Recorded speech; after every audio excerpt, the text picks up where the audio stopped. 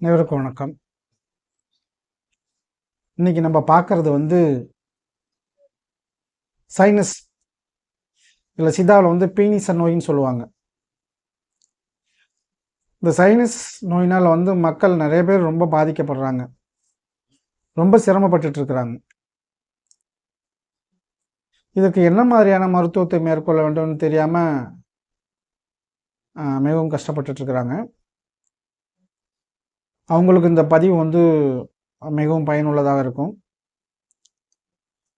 இந்த சைனஸ் பிரச்சனையால் பாதிக்கப்படுற மக்கள் இந்த நோயை நீங்கள் குணப்படுத்தணும் இல்லை கட்டுப்பாட்டில் வைத்துக்கொள்ளணும் அப்படின்னாவே 3 விஷயங்கள் சரியாக இருக்கணும். ஒன்று சரியான மருத்துவ முறை, கட்டுப்பாடான உணவு முறை, வாழ்வியல் முறையில் மாற்றங்கள். இதை 3ஐயும் நீங்கள் சரியாக செய்யணும். இல்லை எதுலையாவது ஒன்றில் நீங்கள் பிரச்சனை சரியாக ஃபாலோ பண்ணல அப்படின்னாலும் இந்த நோயினுடைய தாக்கம் உங்களுக்கு கண்டிப்பாக திரும்பி இருக்கும். இந்த நோய் இப்போ நான் சொல்லக்கூடிய விஷயங்கள் எந்த அளவுக்கு உண்மை அப்படிங்கிறது இந்த நோயினால் பாதிக்கப்பட்டவங்களுக்கு நல்லாவே தெரிய வரும்னு நினைக்கிறேன். ஸோ சரியான மருத்துவம், கட்டுப்பாடான உணவு முறை, சரியான வாழ்வியல் முறை, இதை 3ஐயும் கரெக்டாக மேற்கொண்டால் நிச்சயம் இந்த நோயை உங்கள் கட்டுப்பாட்டில் வைத்து இந்த நோயின் பிடியிலிருந்து உங்களால் விடுபட முடியும். முதல்ல இந்த பீனிச நோய், இந்த சைனஸ் நோய் யாருக்கெல்லாம் வரலாம் அப்படின்னு பார்த்தீங்க அப்படின்னா, பரம்பரையாக ரொம்ப அதிகமாக இருக்கக்கூடியது ஜெனட்டிக்கலாக அந்த நோயினுடைய பாதிப்பு அதிகமாக இருக்குது. சின்ன வயசுலேருந்தே இந்த பீனிச நோய்ங்கிறது சைனஸ் நோயால் பாதிக்கப்பட்டவங்களுக்கு 90% அப்படி பார்த்தீங்க அப்படின்னா அவங்களுடைய பேரண்ட்ஸ்க்கோ அவங்க தாத்தா பாட்டிக்கோ யாருக்கோ ஒருத்தவங்க இந்த நோயினால் பாதிக்கப்பட்டிருக்கிறாங்க. இது இல்லாமல் நோய் எதிர்ப்பு சக்தி ரொம்ப குறைவாக இருக்கிறவங்களுக்கு இந்த பாதிப்பு வருது. இது இல்லாமல் ரொம்ப இடியோபதிக்கு எந்த காரணமும் இல்லை, பட் அவங்க இண்டஸ்ட்ரியல் ஏரியாவில் அந்த தொழிற்சாலையில் அதிகமாக இருக்கக்கூடிய புகை அதிகமாக வரக்கூடிய மாசு அதிகமாக இருக்கக்கூடிய இடங்களில் இருக்கிறவங்களுக்கு இந்த நோயினுடைய பாதிப்பு அதிகமாக இருக்குது. இப்போ இந்த நோயினுடைய தாக்கம் என்ன அப்படின்னு பார்த்தீங்கன்னா, சில பேருக்கு எப்பயாவது ஒரு தடவை வரும். இப்போ தண்ணி மாற்றி குடிக்கிறப்ப, பொல்யூஷன்ஸ், இந்த புகை ஏதாவது வெளியில் போயிட்டு வரப்ப, டஸ்ட் ஏதாவது படுறப்ப இந்த பாதிப்பு வரும். மாத்திரை எடுப்பாங்க, சரியாக போயிடும். பட் இன்னும் பல பேருக்கு என்ன அப்படின்னு பார்த்தீங்கன்னா, இதனுடைய பாதிப்பு வாழ்நாள் மூலம் இருந்துகிட்டே இருக்குது. அவங்களுக்கு நைட்டில் ஒரு நாள் டெய்லி நைட்டு ஆன்டிஹிஸ்டமின் டேப்லெட் போடல, அன்றைக்கி நைட்டு அந்த மாத்திரை போடலன்னா அவங்களால தூங்க முடியாது. தும்பல் இருந்துக்கிட்டே இருக்கும், தலை பாரமாக இருந்துகிட்டே இருக்கும், மூக்கு அடைச்சிட்டு இருக்கும். அப்படின்னு நிறைய பேஷண்ட் நம்மள்கிட்ட சொல்லியிருக்கிறாங்க, நீங்கள் நைட்டு ஒரு ஆன்டிஹிஸ்டமின் டேப்லெட் போடலன்னா என்னால் தூங்க முடியாது சார் அப்படின்னு. இது கிரானிக் சைனசைட்டிஸ் அப்படிம்பாங்க. பெரும்பாலும் இந்த கிரானிக் சைனசைட்டிஸ் என்னென்னா அந்த ஜெனட்டிக்கலாக வரக்கூடியவங்களுக்கு எல்லாமே கிரானிக் சைனசைட்டிஸ் பிரச்சனை இருக்குது. இப்போ நாட்பட்ட நிலையில் இந்த நோய் தொடர்ந்துக்கிட்டு ரொம்ப சிரமப்படுறவங்க எல்லாமே இந்த ஹெரிடிட்ரியாக வரவங்களுக்கு தான். அப்போ அந்த ஹெரிடிட்ரியாக வரவங்களுக்கு இப்போ அப்போதைக்கு எப்போ வரவங்களுக்கு ஒரு மாத்திரையை போட்டுட்டு அதை 2 நாள் மாத்திரை போட்டுவிட்டு அதை ஜஸ்ட் லைக்காக அதை கடந்து ஈஸியாக போயிடலாம். பட் ரொம்ப கிரானிக்காக பாதிக்கப்பட்டுள்ள மக்கள் இருக்காங்க பார்த்தீங்களா, அவங்களுக்கு தான் நான் சொல்ல ஒரு தகவல் ரொம்ப முக்கியமானது. அவங்க முக்கியமாக இந்த விஷயத்தெல்லாம் ரொம்ப கவனமாக கேட்கணும்.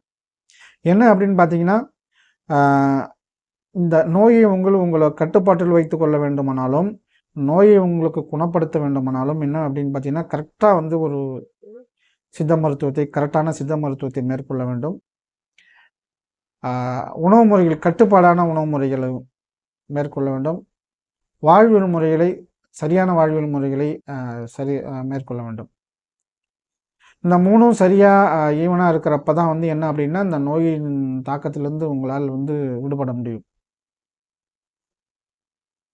சரி, முதல்ல என்ன உணவு கட்டுப்பாடு அப்படின்னு சொன்னீங்க அப்படின்னு பார்த்தீங்கன்னா, பெரும்பாலும் இது கபப்பித்தம், நாங்கள் சித்தாவில் சொல்கிறது கபப்பித்தம் அப்படிங்கிறது என்ன, அவங்களுக்கு கபமும் பாதிக்கப்பட்டிருக்கும், பித்தமும் பாதிக்கப்பட்டிருக்கும். 2ம் நிலையில் இந்த நோய் இருக்கும். கபப்பித்தம்ங்கிற நாடி நிலையில் இருக்கும். அப்போ என்ன அப்படின்னு பார்த்தீங்கன்னா, இங்கே உடம்பு ரொம்ப உஷ்ணமானாலும் இந்த நோயினுடைய தாக்கம் ரொம்ப அதிகமாக இருக்கும், ரொம்ப குளிர்ச்சியானாலும் இந்த நோயினுடைய தாக்கம் அதிகமாக இருக்கும். என்னடா அப்படி சொல்கிறீங்க அப்படின்னா, இப்போ நான் அடுத்தடுத்து வரக்கூடிய தகவல்களை நீங்கள் கேட்குறப்ப உங்களுக்கு நல்லாமே புரியும் உங்களுக்கு. இப்போ வந்து கபபித்தம் அப்படின்னு சொல்கிறதுக்கு காரணம் வந்து அப்படின்னா, இப்போ அந்த நோய் வந்து நான் முதல்ல வந்து ஆஸ்துமாங்கிற ஒரு நோய்க்கு வந்து என்ன மாதிரியான உணவுகளை எல்லாம் குழந்தைகள் தவிர்க்க வேண்டும் அப்படிங்கிற மாதிரி ஒரு பதிவு ஒன்று போட்டிருந்தேன். அதில் சொன்ன மாதிரி தான் பெரும்பாலும் இது வந்து இந்த கபத்தை அதிகப்படுத்தக்கூடிய உணவுகளை சாப்பிடும்போது நிச்சயமாக வந்து இந்த சளி இருமல் பிரச்சனையும் அதிகமாகும். இப்போ இங்கேயும் அப்படி தான். இப்போ இந்த சைனஸ் நோய் இருக்கிறவங்க, சைனஸ் பிரச்சனை இருக்கிறவங்க கண்டிப்பாக என்ன செய்யக்கூடாது, இந்த கிரானிக் சைனசைட்டிஸ்னால் பாதிக்கப்பட்டவங்க முக்கியமாக வந்து பால் சார்ந்த உணவுப் பொருட்களை கண்டிப்பாக தவிர்க்கணும். பால், மோர், தயிர்லாம் சாப்பிடக்கூடாது. இனிப்பு பதார்த்தங்களை கம்ப்ளீட்டாக அவாய்ட் பண்ணணும். அப்புறம் பார்த்தீங்க அப்படின்னா நீர் காய்கறிகள், பரங்கிக்காய், பூசணிக்காய், வெண்டைக்காய் இந்த மாதிரி நீர் காய்கறிகளை தவிர்க்க வேண்டும். அதுக்கப்புறம் பண்ணால் உடலுக்கு குளிர்ச்சி தரக்கூடிய பழங்கள், முக்கியமாக வந்து வாழைப்பழம் சாப்பிடக்கூடாது. அதுக்கப்புறம் பார்த்தீங்க அப்படின்னா கொய்யாப்பழம் சாப்பிடக்கூடாது, திராட்சை பழம் சாப்பிடக்கூடாது. இதெல்லாம் பார்த்திங்கன்னா உடம்புக்கு வந்து குளிர்ச்சியை தரக்கூடிய பழங்கள். இந்த பழங்கள்லாம் சாப்பிடக்கூடாது. இதெல்லாம் இந்த உணவு முறைகளை வந்து ரொம்ப ஸ்ட்ரிக்டாக இருந்துக்கணும். இப்போ வாழ்வியல் முறைகள் அப்படின்னு பார்த்தீங்க அப்படின்னா பெரும்பாலும் நிறைய பேர் வந்து என்ன பண்ணுவாங்க, இந்த வாழ்வியல் முறையில் மற்றும் பெரும்பாலும் வந்து அவங்களுடைய வேலை சார்ந்த பிரச்சனை தான் அந்த நோயினுடைய தாக்கத்தை அதிகரிப்பதுக்கு அல்லது கட்டுப்பாட்டில் வைத்திருக்கிறதுக்கும் முக்கியமாக அந்த வேலை சார்ந்த விஷயங்கள் ரொம்ப முக்கியம். என்ன அப்படின்னு பார்த்தீங்க அப்படின்னா நிறைய பேருடைய வேலை செய்கிற இடம் வந்து ஏசி இருக்கும். அப்போ அவங்களுடைய என்வரான்மெண்டல் எல்லாமே ரொம்ப கூலிங்காக இருக்கும். இந்த மாதிரி ஏசியில் இருக்கவங்களுக்கு, என்வரான்மெண்ட்டில் இருக்கிறவங்களுக்கு இதனுடைய பாதிப்பு வந்து ரொம்ப அதிகமாகவே இருக்கும். குளிர்ந்த காற்று முகத்தில் வர்றப்ப வந்து என்ன ஆகும் அப்படின்னா இதனுடைய தாக்கம் வந்து அதிகரிக்கும். முடிந்த அளவுக்கு வந்து இதை எப்படி தவிர்க்க முடியும் அப்படிங்கிறத நீங்கள் பார்க்கணும். அதேமாரி வந்து பார்த்திங்கன்னா வெளியில் வந்து போகிறப்ப ரொம்ப நீண்ட தூரம் இருக்கும் அவங்களுடைய ஆஃபீஸு. அந்த மாதிரி போகிறப்ப என்னன்னா டூ வீலரில் போகிறப்ப இந்த டஸ்ட்டு புகை மூஞ்சில் படும்போது அந்த டஸ்ட்டு படுறப்ப என்ன ஆகும் அப்படின்னா அந்த பாதிப்பு வந்து அவங்களுக்கு அதிகமாக வரதுக்கு காரணம். அதுக்கு ப்ரிகாஷனாக அவங்க என்ன மாதிரி மாஸ்க் யூஸ் பண்ணணும், என்ன மாதிரி இது பண்ணணும் அப்படிங்கிறத ரொம்ப கேர்ஃபுல்லாக இருக்கணும். சரிங்களா? இப்போ இந்த மாதிரியான இன்னும் சில பேர் வந்து ஒன்றும் பார்த்தீங்க அப்படின்னா டே நைட் ஷிஃப்ட் அப்படின்னா நைட் டியூட்டி, டே டியூட்டி மாறி மாறி வரும். அப்போ அந்த இரவில் நிறையா நாட்கள் வந்து கண் முழிக்கிறாங்க பார்த்தீங்களா, அப்போ வந்து நார்மலாக வந்து அவங்களுடைய உடம்புல வந்து பித்தம் அதிகமாகும். இப்போ உடம்புல வந்து ஹீட், அதை வந்து நம்ம சித்தாவில் வந்து பித்தம்னு சொல்லுவாங்க. உடலுடைய வெப்பநிலை அதிகமாகும் போது என்ன ஆகும் அப்படின்னு பார்த்தீங்கன்னா இதனுடைய பாதிப்பு வந்து அதிகமாகும். பித்தம் அதிகமாகும் போதும் இதனுடைய பாதிப்பு வந்து ரொம்ப அதிகமாகும். அப்போ இரவில் தூங்குறதுக்கு சில பேர் நைட்டில் ரொம்ப நேரம் தூங்காமல் ரொம்ப நேரம் கண் வச்சுட்டு இருக்கிறவங்களுக்கு, இந்த மாதிரியாக இருக்கிறவங்களுடைய இதனுடைய பாதிப்பு ரொம்ப அதிகமாக இருக்கும். ஸோ முடிஞ்சாலும் என்னென்னா அதிகாலையில் எழுந்திரிக்கணும், இரவில் வந்து கரெக்டாக டயத்துக்கு தூங்கிடணும், காலையில் எழுந்திரிட்டு உடற்பயிற்சி செய்கிறது, பிராணாயாமம், மூச்சு பயிற்சி செய்கிறது, இந்த மாதிரி கால ஒழுக்கத்தை சரியான முறையில் நீங்கள் கரெக்டாக மேற்கொண்டால் இந்த வியாதிக்குன்னு இல்லை, எல்லா வியாதிகளுக்கும் இந்த முறைகள் வந்து மிகவும் சிறந்த வாழ்வியல் முறை சிறந்து. அது இந்த பிரச்சனை இருக்கிறவங்களுக்கும் இந்த வாழ்வியல் முறைகளை மேற்கொள்கிறப்ப இன்னும் இதனுடைய தாக்கத்தை நீங்கள் ரொம்ப திரும்பி வர அந்த எபிசோடை வந்து கண்டிப்பாக வந்து குறைக்க முடியும். அப்புறம் என்ன கம்பல்சரி என்ன பண்ணணும் அப்படின்னா வாரத்துக்கு 2 நாள் வந்து எண்ணெய் தேய்ச்சி குளிக்கணும். வாரத்துக்கு 2 நாள் எண்ணெய் தேய்ச்சி குளிக்கணும்.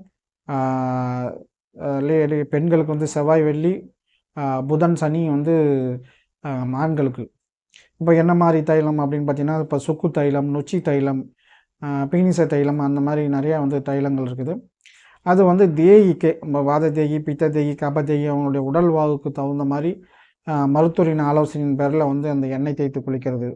இப்போ அந்த எண்ணெய் தேய்த்து குளிக்கிறப்ப வந்து என்ன ஆகுனா அந்த வாத பித்தம் வந்து பேலன்ஸ் ஆகும்போது அந்த நோயின் தாக்கத்திலேருந்து நீங்கள் இது பண்ணலாம். அப்புறம் நசிய மருந்துன்னு ஒன்று இருக்குது, மூக்கில் வந்து ட்ராப்ஸ் வருது, அதுக்கான சில அணு தைலம் அப்படிங்கிற சில மருத்துவ முறைகள்லாம் இருக்குது. அந்த மருத்துவ முறைகளை மேற்கொள்ளும் போது உங்களுக்கு அந்த பாதிப்பை வந்து நம்ம வந்து கட்டுப்படுத்தலாம். ஸோ இப்போ அந்த நோயின் தாக்கத்திலேருந்து நீங்கள் முழுமையாக விடுதலை அடையணும், இல்லை அந்த நோயை வந்து கட்டுப்பாட்டில் வைத்துக்கணும் அப்படின்னா கண்டிப்பாக நீங்கள் வந்து சரியான சித்த மருத்துவத்தை மேற்கொண்டு உணவு முறைகளை கட்டுப்பாடான உணவு முறைகளை மேற்கொண்டு சரியான வாழ்வியலை மேற்கொள்ளும் போது கண்டிப்பாக அந்த நோயை உங்களால் கட்டுப்படுத்தி அந்த நோயிலிருந்து உங்களால் முழுமையாக விடுதலை அடைய முடியும். நன்றி, வணக்கம்.